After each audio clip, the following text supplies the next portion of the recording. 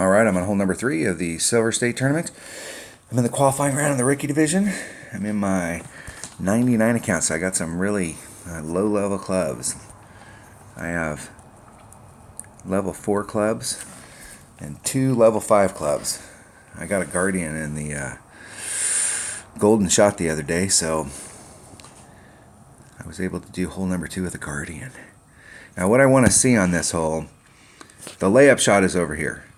And here's the deal with the layup shot. If you're doing this shot right here and you're coming out into this area, I prefer to use a QB on this, but with the low level QB that I have, it doesn't have enough topspin with if you're using lower balls.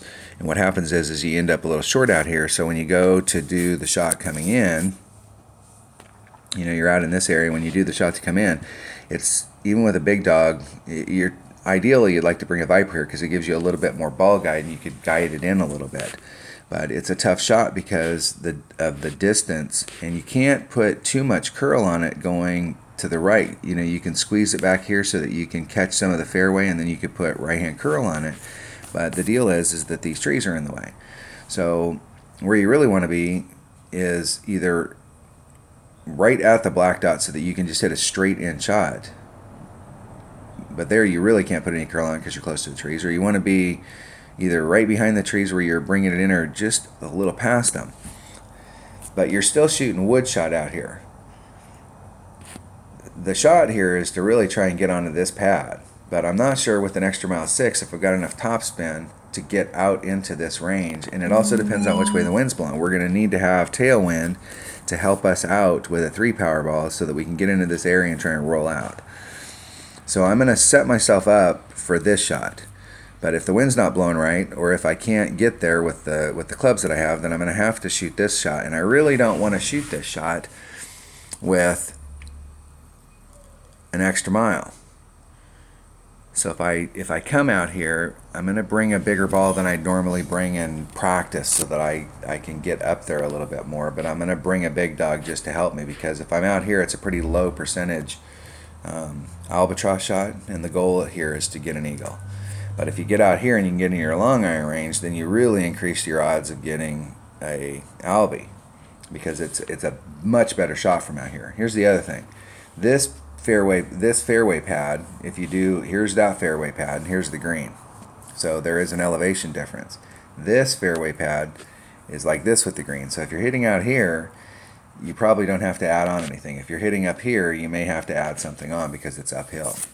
It's uphill from where you're shooting, so you're going downhill and it's going to get affected more.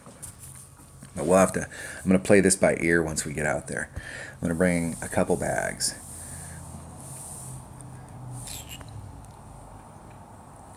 So the first bag, the big dog should not come into play, and I'm only going to use this bag if I can hit that shot going over. I'm going to bring a Titan, that's why I saved them. And then my second bag, and I really like to bring that Viper, but the deal is I'm not sure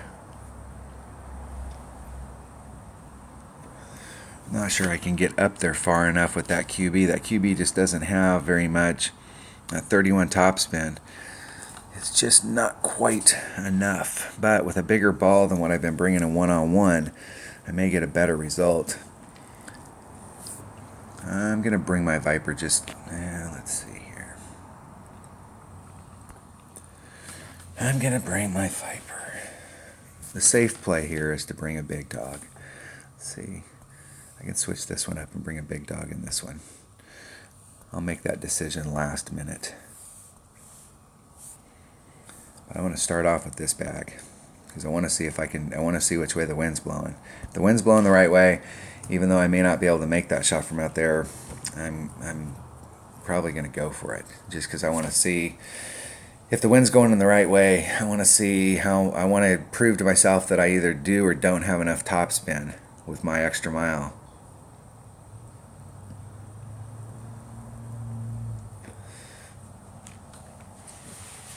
At level 7, the extra mile starts to get some of the stuff that it starts to get some of that curl. Which way's the wind blowing? The wind's blowing that way. Man, that is tight.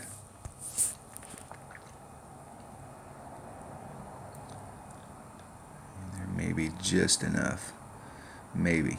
I mean, and I'm going to, maybe just enough. Maybe.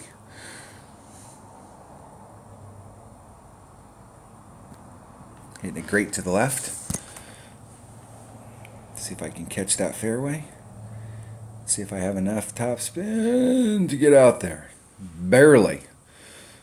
But now I'm in my long iron range, and we're flat with the green, and we have a serious shot at Albie right there. The question is that if you get caught up in the rough, do you have a rough iron?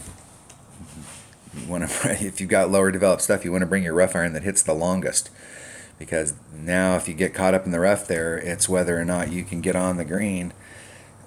Because we got a long iron shot from where we're at. So if you get caught up in the rough there, you're going to have to work really hard to get on the green. Like our opponent is sunk. Okay, my backbone, 1.5 per ring. Let's see, where am I at in my backbone? There's minimum club.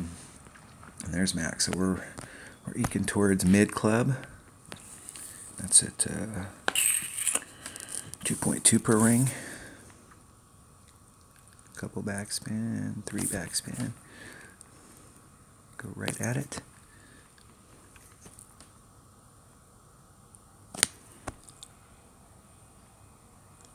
Looks like it's going to trail off a little there at the end. 2.2 per ring, so it's about a 2-ring pool.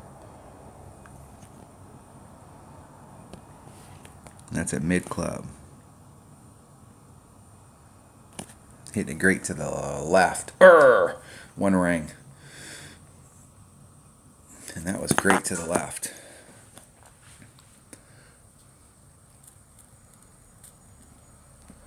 The big question there is that I'm in mid club. So we'll go back and look at my backbone when we get done with this hole and kind of see what kind of distance we're in, on whether or not we could recover.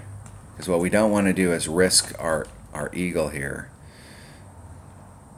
We need to get up and in. We need to get up on 2 and in and 3 and secure our eagle. And so we don't want to put that too much at risk if we can still get up there.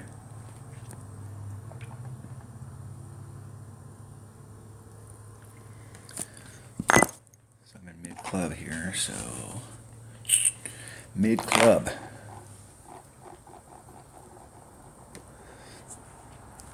If you've got an upper developed, if you've got a level 7 extra mile, that shot's going to be a little easier because you got more topspin.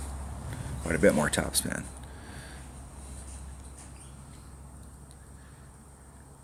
And if the wind was blowing this is what's crazy about this is we had a 2 wind, then we got a 4-8 wind, the wind's blowing twice as hard.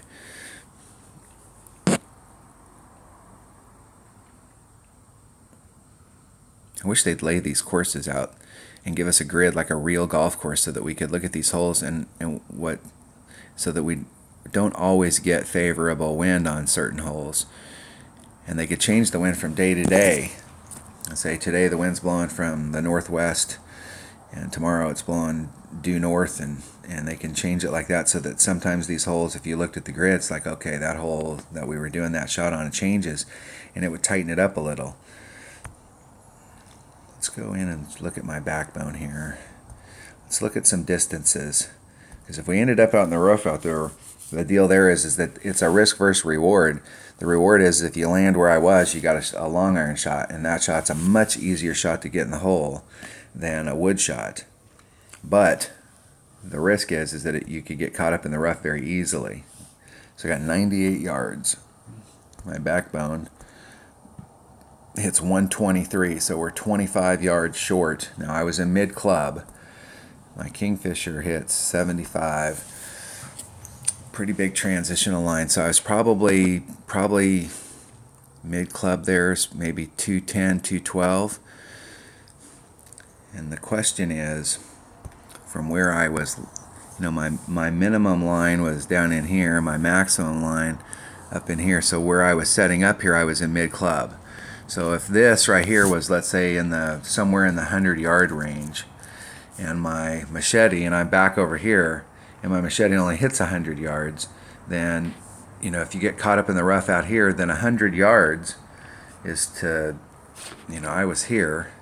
That's 100 yards to there. 100 yards puts you in the rough here. And you could end up finding yourself in a spot where you can't get up there and get on. You'd have to start off over here. You have to move it to the left until you could pick up some fairway, and then try and use side spin and curl to try and get you over there.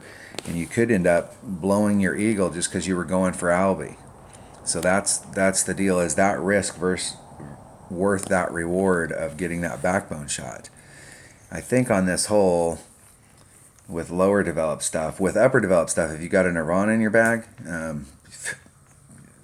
it hits as long as a long iron, so it's not really going to matter. You can end up in the rough out here and still get on easily and get your eagle and go home. But with lower developed stuff, this may be too much of a risk, as opposed to hitting up here where you can hit up here, get on, get your eagle, and go on. And you do at least have a shot at Albie, but securing your eagle here is what's important. So while that shot worked out for me on that particular one, it barely worked out for me. And I think the safe play here, because we're just there's holes in this tournament that we can pick shots up on.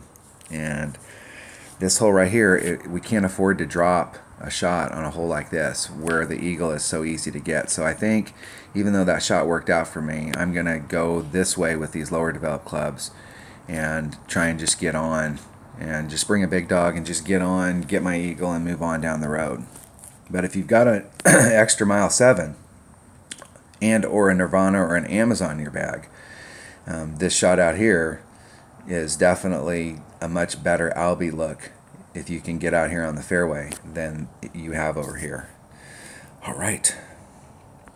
That was hole number 3 of the Silver State Tournament in the qualifying round of the rookie division. Thanks for watching.